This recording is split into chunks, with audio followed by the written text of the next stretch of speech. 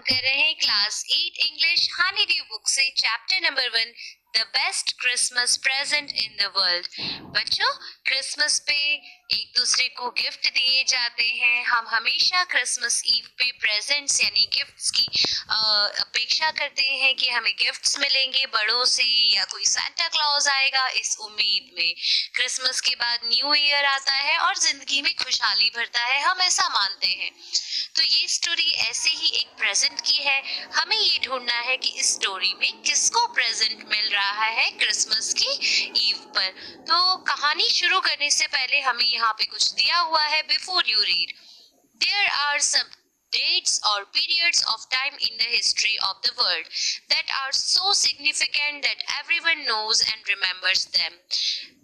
History में हम लोगों ने बहुत से ऐसी तारीखें देखी है, ऐसे डेज देखे हैं, ऐसे इवेंट्स देखे हैं, चाहे वो युद्ध के हों या कोई बहुत ही अहम बात हो, तो हम उन दिनों को हमेशा याद रखते हैं।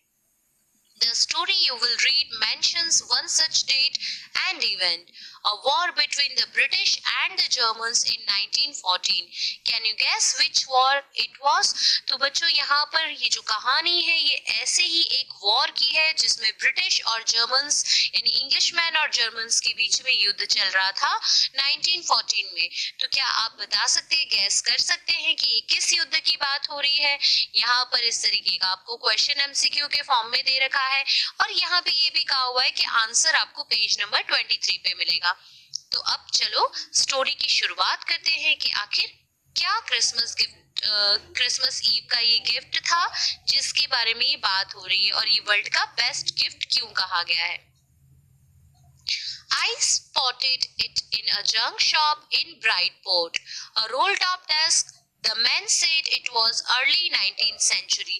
तो यहाँ पे जो ऑथर है वो बता रहे हैं कि मैंने एक जंक शॉप यानी कबाड़ी की दुकान जो ब्राइट पोर्ट पे थी वहां पे एक रोल टॉप डेस्क देखा यानी एक बड़ा सा टेबल देखा और उस दुकानदार ने मुझे ये बताया कि अर्ली 19th सेंचुरी का बना हुआ है और ये बड़ी अच्छी अच्छी लकड़ी ओक वुड का बना हुआ है।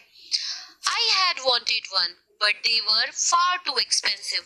और मैं भी कब से एक ऐसा ही ओक वुड का एक टेबल लेना चाहता था बहुत समय से, लेकिन ये टेबल्स बड़े ही महंगे होते हैं तो अभी तक मैं ले नहीं पाया था। This one was in a bad condition. और ये जो इस जंक शॉप पे पड़ा था, इस कबाड़ की दुकान पे पड़ा हुआ था, ये बड़ी ही बुरी हालत में था। The roll top in several pieces, one leg clumsily mandate, scratch marks all down one side. तो ये टेबल की एक टांग बिल्कुल टूटी हुई हालत में थी, इसका पूरा रोल टॉप यानी ऊपर का सारा हिस्सा जो भी प्लाईवुड वगैरह होती है वो सब बिल्कुल टूट चुकी थी। जगह जगह से जले हुए के मार्क थे, स्क्रॉच मार्क्स यानी यहाँ पे आपको देखो ग्लॉसरी में दिया हुआ है बर्न मार्क्स। स्क्रॉच मार्क्स थे साइड पे। It was going for very little money, लेकिन हुआ ये कि एक्चुअल में ये बहुत ही कम पैसों में मुझे मिल रहा था। I thought I could restore it, और मैंने सोचा कि मैं इसको घर ले जाके इसको फिर से क्या कर लूंगा, रिपेयर कर लूंगा। It would be a risk, a challenge, but I had to have it. और ये बड़ा ही एक चैलेंज का काम था। ठीक हुआ तो हुआ, नहीं हुआ तो बिल्कुल नहीं हो पाएगा, लेकिन मेरे को अब मेरे पास में और कोई चारा नहीं था तो मेरे को ये करना पड़ रहा था। I paid the man and brought it back to my work room at the back of the garage. अब मैंने पैसे दिए उस आदमी को और फिर अपने वर्क रूम में ले आया जो गैराज के पीछे था, उस टेबल को उठाकर।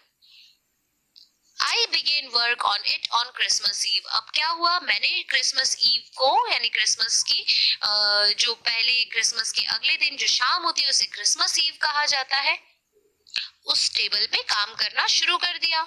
I removed the roll top completely and pulled out the drawers. The vernier had lifted almost everywhere.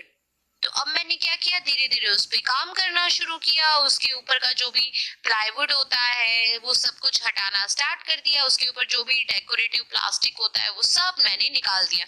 उसके ड्रॉवर खोलना स्टार्ट कर दिए मैंने। तो it looked like water damage to me, और मुझे ऐसा लगा कि आग के साथ साथ ये पानी से भी इसको डैमेज हुआ है। Both fire and water had clearly taken their toll on this desk. और ऐसे लग रहा था जैसे पानी और आग दोनों के कारण ये जो डेस्क है, ये टेबल जो है वो डैमेज हो गई है। The last drawer was stuck fast. अब जो आखिरी ड्रॉर था वो बाहर निकल नहीं रहा था, वो फंस गया था। यहाँ पे देखो stuck fast का मतलब होता है shut tight. I tried all I could to ease it out gently. और मैंने बड़ा ही प्यार से उसको निकालने की कोशिश की, जैसे करते हैं ना अपन थोड़ा साइड में ऐसे ऐसे करके मैंने उसको निकालने की कोशिश की। In the end I used brute force. और लास्ट में वो नहीं निकला तो फिर मुझे बहुत जोर लगाना पड़ा उसको, और जोर लगा के मैंने उसको बाहर खींच दिया। I struck it sharply with the side of my fist, and the drawer flew open to reveal a shallow space underneath a secret drawer. और मैंने अपनी मुट्ठी का जो जोर है वो लगा के उसको जोर से खींच लिया, मानो जैसे वो एकदम से उड़ता हुआ बाहर निकला, और उस ड्रॉवर के अंदर एक सीक्रेट ड्रॉवर था, छोटा सा। There was something in there. I reached in and took out a small black tin box. अब मैंने उसके अंदर हाथ डाला और फिर उसके अंदर से एक small tin का बॉक्स निकाल दिया। Sallow tape to the top of it was a piece of lined note paper. अब ये जो बॉक्स था इसके ऊपर सैलो टेप से एक नोट पेपर चिपकाया हुआ था, and written on it in shaky handwriting.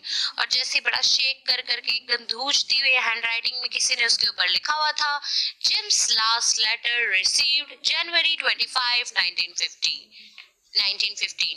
तो ये जिम का लास्ट लेटर रिसीव किया गया है जनवरी 25 को 1915 में। To be buried with me when the time comes। और लिखा हुआ था कि मेरे साथ ही इस लेटर को दफना दिया जाए।